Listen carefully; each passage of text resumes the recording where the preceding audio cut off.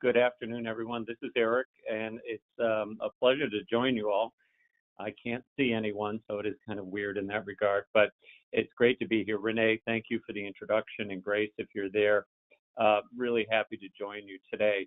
And I especially appreciated John Easter's presentation. It was really very well done and laid out some very helpful information and directly related to the conversation I'd like to have with you this afternoon, specifically around value-based contracts with pharma companies, and my experience as the prior CEO of Harvard Pilgrim Healthcare, and prior to that as CEO of Fallon Community Health Plan.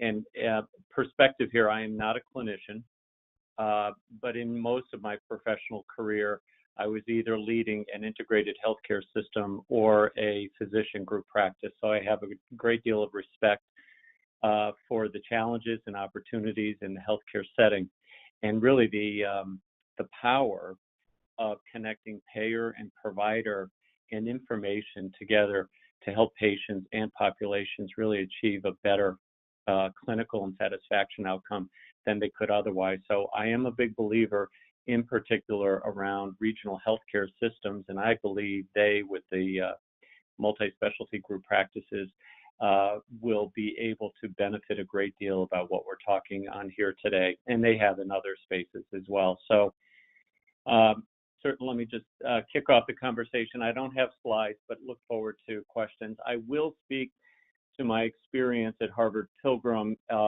only on those subjects that are publicly available. I will also tell you right up front that Harvard Pilgrim does post details of its value-based contracts that it negotiated directly with pharma companies on its website. It's hphc.org, as in harvardpilgrim.org. And they show they discuss 9 different value-based contracts that they've put in place since June 2016. To give you a sense, contract with Novartis for Entresto, congestive heart failure drug, Eli Lilly, diabetes, osteoporosis, Amgen, AstraZeneca, Spark Therapeutics for the new treatment for blindness, Luxturna. You've heard about that one, probably one of the more expensive ones that have come out. So you can take a look at the website there and get a sense of what the contract terms are to the degree they show them and what they're measuring, and how the collection of patient information is going to be so key. So, clearly we all know from everything we read that the total spending on pharma in the U.S. is getting a lot of attention, and for good reason. We've got a major conundrum. There's no question. We have incredibly wonderful pharma companies in our country and elsewhere that are producing new drugs that are saving lives and certainly improving lives like never before. So it's so important that we keep that advancement occurring. The conundrum is, on the flip side, pricing and the cost and the total spending on pharma therapies is increasing at an unsustainable rate, certainly at a rate that will be very difficult for the insurance model to support and still be able to offer affordable insurance premiums to everyone out there. The drivers behind that are many. Certainly, it's the price of new drugs that starts out, the list prices. The price increase frequency is increasing more than once a year on a number of drugs. The utilization of certain drugs may be inappropriate.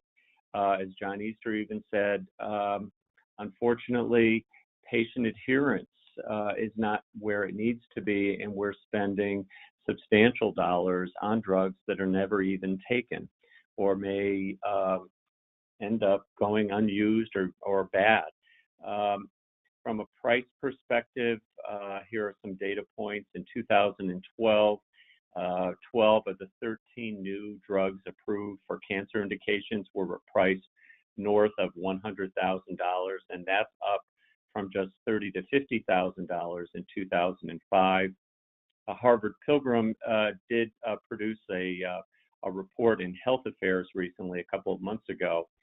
And what they reported was that from 2011 to 2016, their spending on pharmaceuticals increased from 20 to 25% of total medical spend. And that is, if you want to hear real numbers, $81 per member per month, going up to $101 per member per month, and those are all inflation adjusted.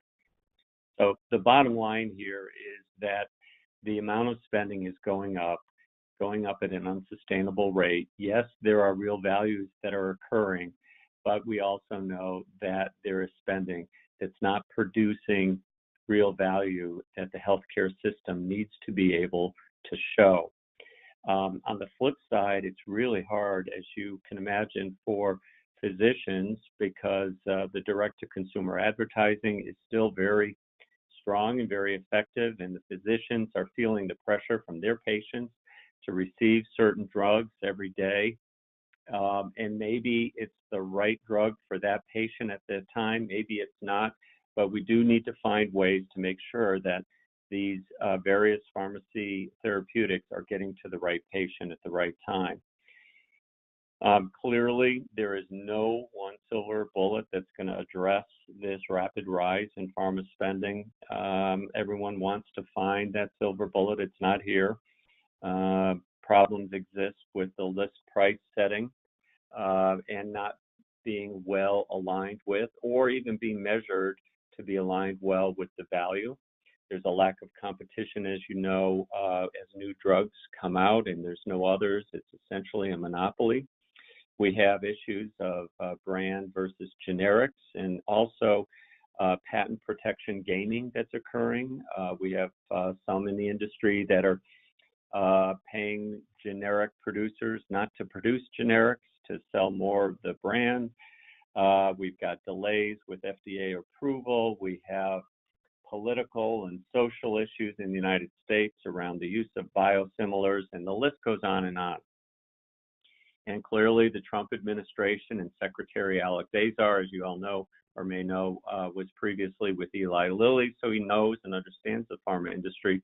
They've been focused on this problem, and they've proposed a number of potential solutions. It's getting a lot of ire, particularly last week in Washington, D.C., where there was a lot of discussion going on. But this is a real tough threading of the needle to find mechanisms that are going to curb the total spending while not fundamentally undermining or affecting the market's incentive to produce these new drugs.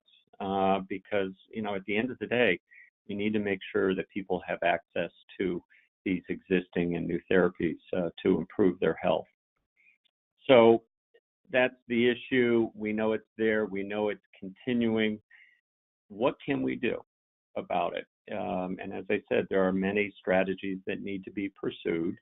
And one of them that I have experience with during my years at Harvard Pilgrim, but certainly during my years in all of the health systems with value-based contracting, taking a page or two out of value-based contracts with hospital systems and integrated systems and applying them to pharmacy.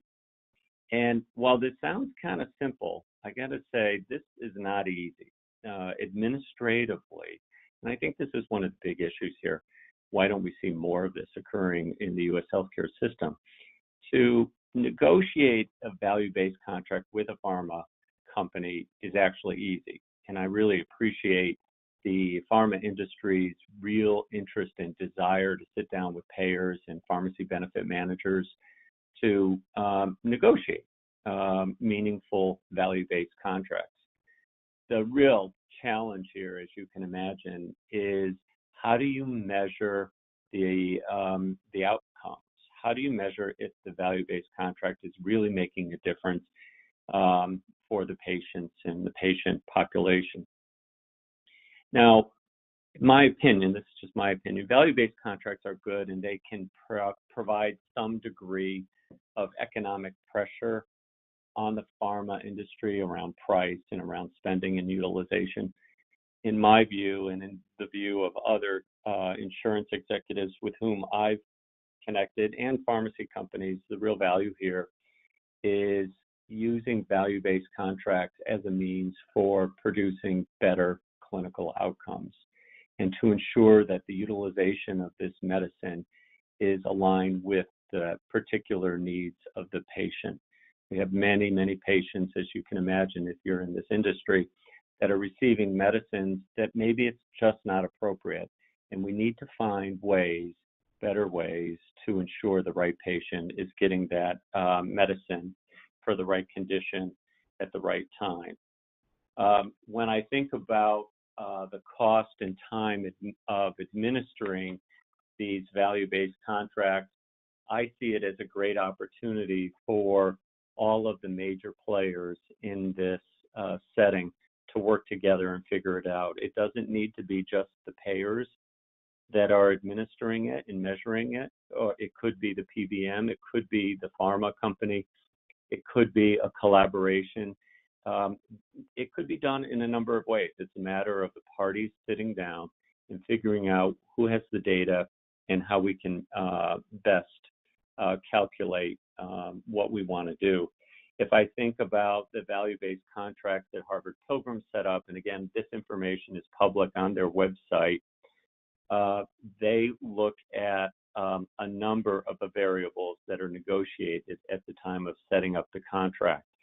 For example, with Amgen, for their drug Enbrel for rheumatoid arthritis, the parties calculated an effectiveness algorithm, which is driven by 6 criteria, which includes patient compliance, switching or adding drugs, the need to escalate the dose, and the use of steroids for interventions.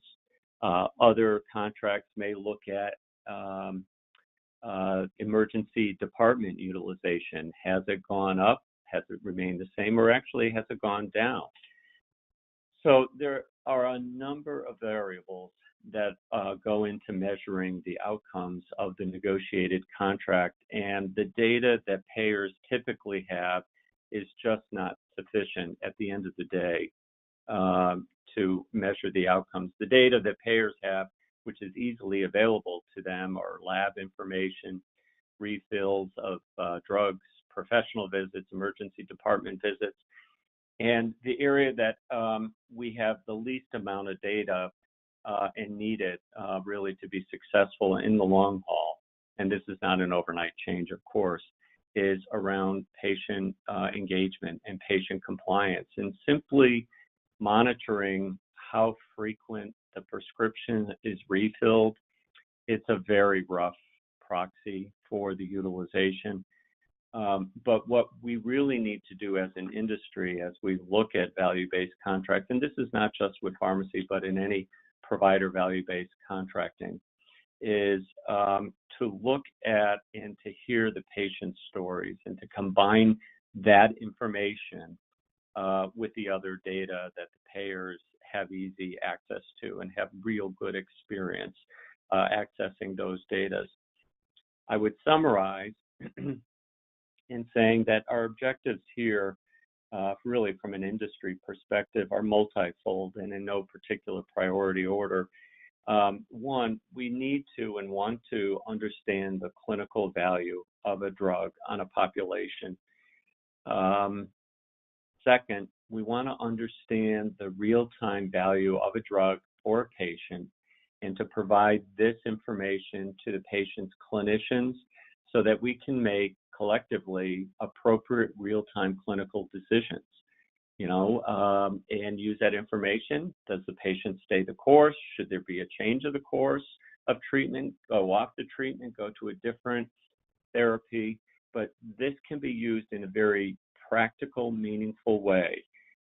If we're able to collect this information from the patients when they're entering these data into simple mobile supported apps, and we can collect this data and combine it.